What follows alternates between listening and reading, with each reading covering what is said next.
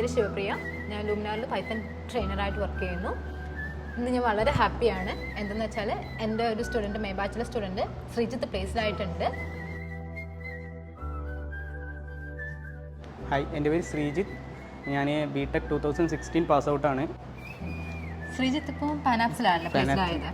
Okay, പാനാപ്സിൽ Python ഡെവലപ്പറായിട്ട്. Okay, so ഇപ്പം സ്റ്റാർട്ട് ചെയ്തു, ജോയിൻ ചെയ്തു. മാക്സിമം ശ്രീജിത്ത് ആണെങ്കിൽ ക്ലാസ്സിൽ ഇരുന്നിട്ട് നന്നായിട്ട് തന്നെ വർക്ക് ചെയ്യുന്നുണ്ടായിരുന്നു. അതിൻ്റെ ഹാർഡ് വർക്കിൻ്റെ എഫക്റ്റാണ്. ഇപ്പോൾ ഇപ്പോൾ കോഴ്സ് കംപ്ലീറ്റ് ആയ ഉടനെ തന്നെ ശ്രീജിത്ത് പ്ലേസ്ഡ് ആകാൻ കാരണം കുറേ സ്ട്രഗിൾ ചെയ്തിട്ടുണ്ടായിരുന്നു അല്ലേ? ഇത്രയും ആ ഒരു ഗ്യാപ്പ് വന്നപ്പോഴത്തേക്കും കുറേ സ്ട്രഗിൾ ചെയ്തു, കുറേ കാര്യങ്ങൾ സെപ്പറേറ്റ് ഇരുന്ന് പഠിക്കാൻ പറ്റിയിട്ടുണ്ട്, ഹാർഡ് വർക്ക് ചെയ്തിട്ടുണ്ട് അല്ലേ? പ്രൊജക്റ്റ് ആയിക്കോട്ടെ എന്തായിക്കോട്ടെ ഞാൻ കറക്റ്റായിട്ട് ചെയ്യാനും കാര്യങ്ങളും എല്ലാം ഗൈഡ് ചെയ്തു. പിന്നെ മിസ് എപ്പോൾ വിളിച്ചാലും ഹെൽപ്പ് ചെയ്യാൻ റെഡിയാണ്.